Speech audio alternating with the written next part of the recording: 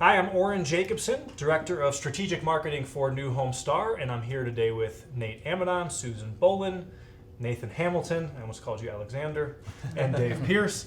And today we're going to talk about how to maximize profits, right? New Home Star is known for doing two things, selling more homes and doing it more profitably, right? So let's talk about that profit in particular and what it is about the way we approach things that helps to drive up builders' margins. So Nate, I want to start with you. We're a national organization, but you're a sales director in a local market. Right. How does the national organization help impact and improve your local builder margins? The fact that we're so connected nationally is really one of the most powerful things that we have. I mean, we come together weekly and quarterly in person to discuss best practices. And one of those things that's always on the forefront, because it's part of our purpose and our mission, is how do we build more profitability for our builders? So just that collaboration of best practices, of all the different aspects of pricing and premiums and sales tactics that can help drive value, things that you do to help support us in terms of the tools that are created, all give us more resources and more brain power to really provide more tactics and more best practices that a local guy wouldn't necessarily have. You mentioned weekly connections. You guys talk weekly to managers outside of your marketplace about your margin performance? We have smaller peer groups where we're able to really dive in and dissect certain things and get to the grind of it. You know, we can talk some theory and some shared best practices nationally and then really dig into it with our peer groups as well. And the training that we have on the national level that you won't see with any other home builder that I've ever worked with. You might get 2 days of training before they throw you out in the field. We put them through a whole 8-week process. Having Jamie or Keith come into market on a regular basis to coach and train our team so they can show the value. We're not making an excuse for our price. We're actually maintaining our margins for that builder and actually raising pricing. That's very unique to New Home Star with our training. Right on. Nathan, we talk a lot about the Upcycle. That's sort of like this magic thing that we do, right? So, again, give a little bit of an outline of what the Upcycle is, and then specifically how you've seen it impact your margins locally. Yeah, the Upcycle definitely is one of the best differentiators that we have in terms of what makes us us, and really emphasizes the consulting aspect of what we do. It consists of the Asset 180 questions that highlight different aspects of our community and helps our sales counselors learn about the community, a SWOT, competition study, and then finally the business plan or presentation at the end is really where the rubber meets the road. And we see this every single Upcycle. I've done this now for however many quarters, dozens at this point. And consistently, each presentation consists of an aspect of margin improvement, whether that's a recommended price increase, even if it's a $5,000 price increase to be able to get a $2,000 option included or something like that. But consistently ways of trying to help the builder improve profitability. This proprietary cycle, the major benefit to it is what Nate was referring to. The difficulty we have as an industry is the salespeople are the ones in the front line, but they don't know how to properly communicate what they need and what people are looking for to the builders. And this program actually sets it up where you get the sales-minded individuals talking to the operational-minded individuals, and it affects change at a much faster rate. Yeah, I think in the Upcycle itself really is a process that coaches a member of the team for a builder, in this case the salesperson, to think like a business person. And that's very different. I think that builders will oftentimes tell us that their salespeople are salespeople and sort of this necessary evil because they come with all of the ways on how to cut price and how to take more. And this Upcycle sort of puts on the salesperson as a business person running the operations of a particular community. And because we frame it that way for the salesperson, it also allows us to attract that person who wants to be a business owner, wants to be that entrepreneurial type of person, and wants to drive business results. So that Upcycle has a lot of different aspects for us, not only just the process itself, but the people we can recruit into that process and its effectiveness and communication. So Susan, along those lines, we talked about ownership and the entrepreneurial spirit. What do you see as sort of the responsibility of the salesperson towards margin versus the sales manager, and what are our expectations of those two different kind of functions in the company? It kind of depends on exactly where that salesperson is in their life cycle with us. At the beginning, we have to manage a little bit more of the margins. Maybe we're doing a little bit more of the negotiation as they become more skilled and they learn how to use that back pocket money to perhaps negotiate a deal. If they have $5,000 back pocket money, they may only need to give a $1,400 refrigerator to make that sale go. It's teaching them to find out the particular needs of the buyer and what's going to connect with that buyer emotionally that's going to get them to the sale. Not just give it all away up front like many of the competitors do. You know, what's your incentives? Oh, I have $5,000. Would you like to purchase today? Dave, what tools or resources, we talked a little bit about peer group earlier, what other tools or resources are you as a manager leveraging that New Home Star sort of lays out in front of you to drive margins? Just off the top of my head, we're in a quarterly manager meeting right now. Just our last quarterly manager meeting, we talked about how to increase margins through options versus price increases, strategizing on many different ideas on how to do that. Yeah, and the support too. There's this support, and for example, we talk about creating a culture of driving profitability for our partners. And when we create that culture, we can turn around and have a contest and create an award and incentivize people to do that as well. And we have that support from our organization that wants us to do that and celebrate those individuals. Creating that culture, we had somebody in our division that saved over 50% of what he had to offer on the back because of the recognition. Part of it was probably 90% of the motivation for it. Any impact on sales? No impact on sales. We've improved sales by 65% over the last 12 months. So, and we have individuals saving between 30 and 50% of what they could give away because of the recognition that they receive and the culture that we've built, that that's the right behavior that we should encourage. Nate, what areas of margin and margin improvement do you think builders don't emphasize enough right now? The two that are most overlooked are oftentimes in option margins and lot premiums because it's more detailed.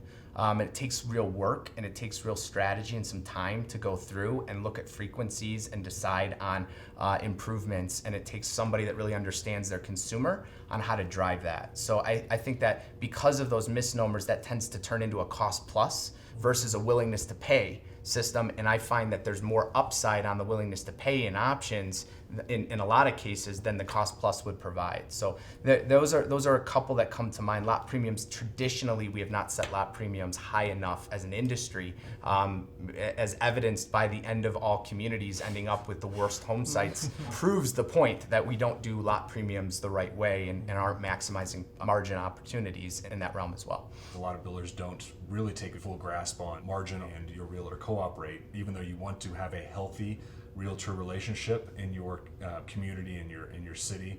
You also want to have that balance of proactive referral business, and that does increase margins too. I think that that's a big thing when you put a focus on it, and your salespeople are business people. They defend the policies of realtor co-ops in a fair way, which is not all the time. I mean, oftentimes we'll go into new relationships and find that agents are putting realtors on sales that aren't necessarily earning them, and just putting that focus on the business result totality creates an environment where they don't do that and they protect the policies better.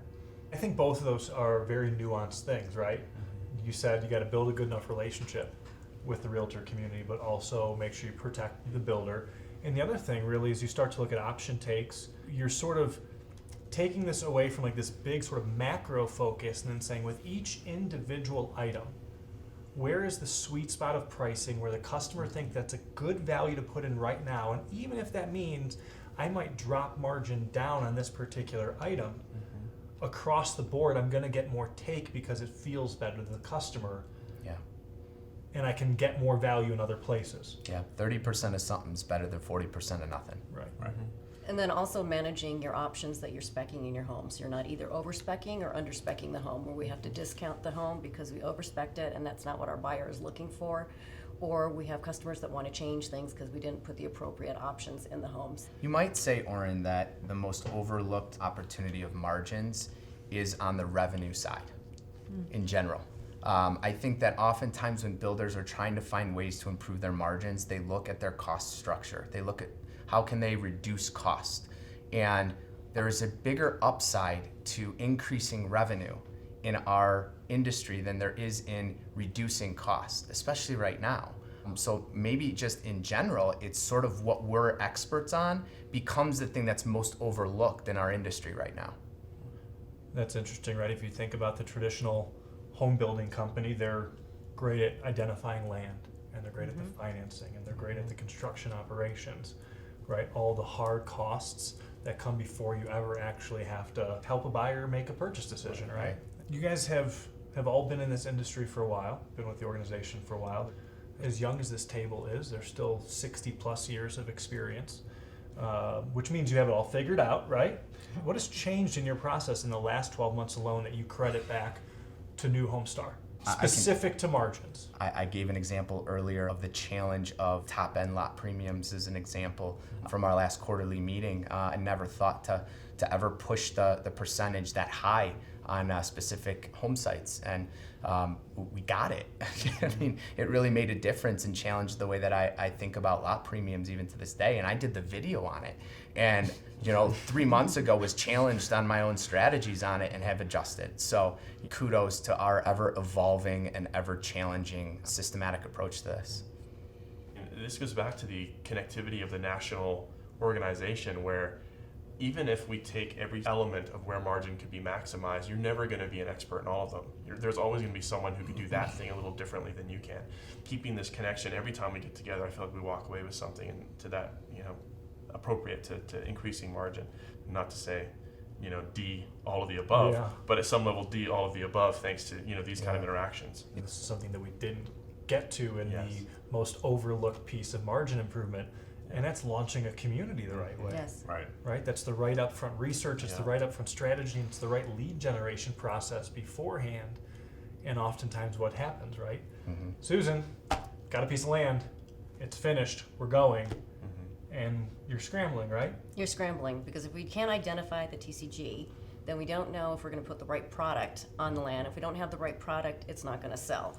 Then we're calling Orin to come back out to the market to re-identify the market, to reposition ourselves so we can take a non-performing asset and make it performing. And you're losing a lot of margin in the process, right? Well, and on top of that, the builder is spending on average about 1.5% of revenue, right, net revenue on marketing. So if we're doing a shotgun approach versus a sniper approach, that's a lot more money that they're spending for these grand openings. So that can get you a 1% margin. I'm curious about sort of your approach. You're sitting down, right? We're getting ready to start a new year, and I'm curious, as you're sitting down creating your plan, what's your strategy and your approach to figuring out where am I going to go after margin this year? It's community specific. As you're looking at each and every community, you're taking our equation of T times C equals S, and you're looking at the opportunities to maximize. And as you look at every community, you'll find different areas to explore and that you can drive value out of. The processes that have already been created for us. So being able to look at it and match our communities up through the lens of our process is really the first step in creating our margin plans for the coming year. We're just going to look at each community, apply our process, and that's it. When you're talking about T times C equals S, SAMI is one of those big marketing initiatives that, if done correctly, saves the builder a lot of money. You mentioned SAMI, right? Sales Associate Marketing Initiatives. You also earlier talked about, reducing in some way or controlling realtor co-op over time, and those SAMI initiatives, I think, are fundamentally the key to generating our own traffic, which allows us to be in a position to sell more homes without agents, and that as part of a strategy and approach can be a big deal. How do you implement a more effective SAMI, which it sounds like you articulated. One last question here for everybody. The average home builder experiences a 2% bump in margin in the first year with New Home Star. Why? Well, obviously we just raised prices by 2%, right? Our people are just better. We have a different lens that we look at when we're recruiting people. We're looking for personality, and then we're training on habits. So we are not hiring people with bad habits. So we train them in their process. They don't know any different, so they follow our process, and our process is proven. It works. I go back to the culture and the ownership. I think what a builder is going to experience is people who care about the property the same way they do. It's everything we've already talked about. It's a salesperson ownership versus a salesperson that just wants to cut dollars, spend more money just to get the customer, and they're out for themselves and their own margin and their own profit. But also on top of that, what we talked about with the realtor co-operate, with our salespeople going out and doing SAMI activities, they are getting those referral businesses. Anyone in business knows the value of an engaged workforce, and I think that 2% margin happens because our sales teams are engaged and equipped. Yeah. And when they are engaged and equipped, they're going to get a better business result. It sounds nuanced, it sounds strategic, it sounds thoughtful, and it sounds engineered. And I think that's ultimately why we drive not only more sales, but more profit. Thank you guys for being here. Thank you.